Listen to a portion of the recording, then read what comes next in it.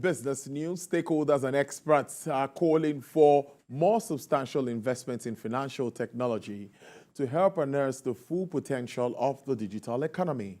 According to them, the data protection bill that was signed into law by President Bola Tinubu in the year will open up opportunities for more players to come in. They argued that a well-regulated digital sector will impact the growth of the Nigerian economy, improve the overall market competitiveness, and support the development of the tech space. This developing convergence in privacy standards at international level allows data to flow easily. It therefore boosts trade while improving the level of protection of personal data when transferred abroad. In Nigeria, the ICT sector is growing faster than the other economic sectors.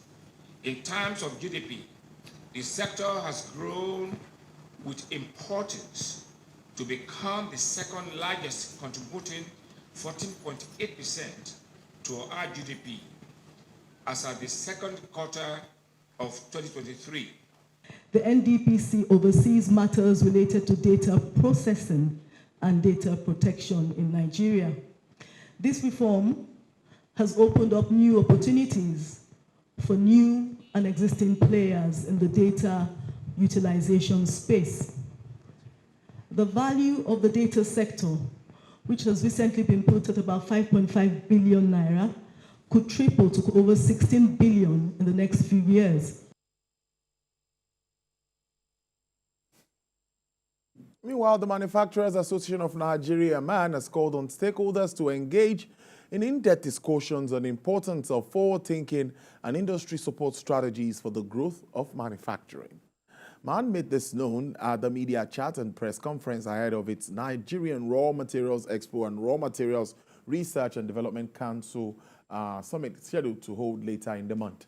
This year's focus, which seeks to provide a roadmap for manufacturing, centers around discussions and solutions that will drive manufacturing industry towards a prosperous and sustainable future. This year, our focus is calling on discussions and solutions that will drive the manufacturing industry towards a prosperous and sustainable future.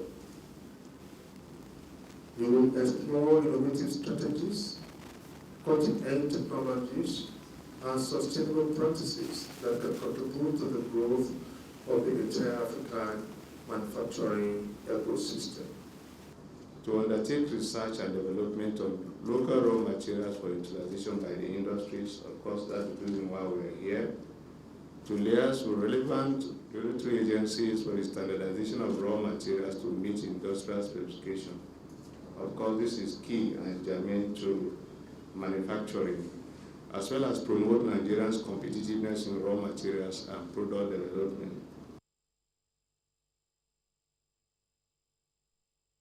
Away from manufacturing, the Nigerian Customs Service says it is resolute in safeguarding Nigeria's economy by rigorously enforcing anti-smuggling laws.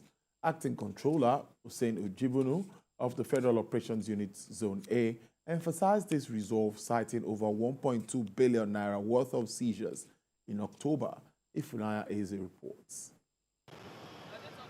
Highlighting the command's anti-smuggling activities, Acting Controller Hussein Ujibunu noted a heightened desperation among economic saboteurs during the Yuletide, showcasing a wide array of intercepted items, including 7,381 units of 50 kg foreign parboiled rice, second-hand clothes, used tires, imported soap, tomato paste, and smuggled vehicles intercepted for evading duty payments. The strategies we have employed, we are up at it, we are meeting them, we are taking the fight to them, not them bringing the fight to us. So whoever who is going to be a would-be smuggler or who already is a smuggler should know that this Yuletide season you will not find it easy with us. We intercepted it, interviewed them. They are coming from Sango, Ota area. This one is heading to Benin, and this one is heading to Ibadan. So most times it happens at midnight. So, but under strong intelligence gathering, and we'll track them. Among the seizures was a container loaded with donkey hides and skin intended for export, intercepted through intelligence-led efforts. This thing is on very, very strong intelligence. They are coming from the far north, and we have to follow them right from there, from Tafa in Kaduna State. So they used to carry them in a small bus. So when they get to a warehouse, they will go and drop it there. We trade them at Onigari in along Lagos-Ibadan Express Road. So, and this thing was is almost about 730 bags of hide and skin. In this case, I'm sure he dealt with a patriotic Nigerian who is desirous to stop the tide of the exportation of this thing. The comptroller disclosed the collection of 115.4 million naira through issuance of demand notices to defaulters, while also mentioning that 9 suspects are currently under investigation in connection to the seizures.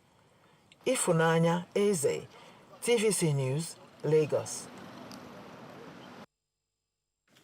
For the second day this week, securities market kept upward swings, raising their prices on shares and bonds. Efengekop has more. The securities market has maintained improved trend on price values across various trade sectors. This is happening on the back of gains recorded by some big cap stocks. First Bank Holding took the lead and was able to draw FCMB, Champion Breweries, Cornerstone, and Mansard Insurance. The market performance kicked up the index by 0.16% to underline the gaining streaks in the market. On the downside of business were price losses, which included Eternal Oil, Cadbury, CNI Leasing, Chip PLC, and ICO Insurance. Many market operators said they look forward to increasing volume of holdings if the economy improves. Ifyong Ekop, TVC News, Lagos.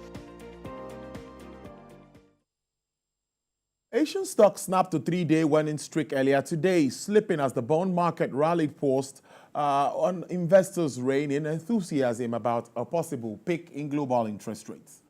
The dollar had rallied with a rise in U.S. Treasury yields, leaving the Australian dollar under gentle pressure at 65 cents in the morning trade in Asia. Australian government bond futures fell slightly, and the ASX 200, which had gained 5 sessions in a row, slipped 0.4%. MSCI's broadest index of Asian Pacific shares outside of Japan fell 0.6% following a 3-day rally that lifted the benchmark by nearly 6%. Japan's Nikkei fell 0.8%. Overnight, the Nasdaq logged a 7th straight session of gains, its longest streak since January, though its gain trimmed by 0.3% and rally loses some steam. The S&P 500 futures and European futures each fell 0.2%.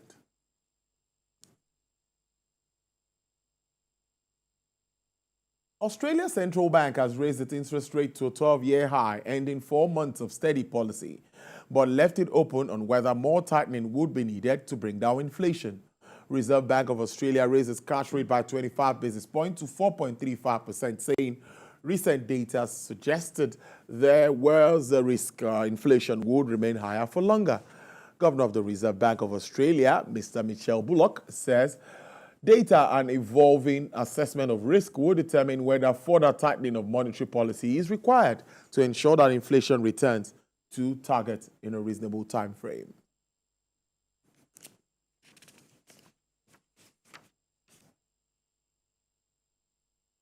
Crude oil price is today giving up most of yesterday's gains as mixed economic data from the world's second largest oil consumer, China, and winter demand worries that offset the impact of Saudi Arabia and Russia extending output costs. West Texas Intermediate crude fell to sell at $79.86, and a downward price review of 1.19%. Brent also experienced a decline of 1.22% to sell at $84.14. Bonnie Light recorded a downward price review of 0.16% to sell at $86. 92 cents per barrel. And for the OPEC basket, crude dealers are offering $89.80 with an upward price review of 0.85%.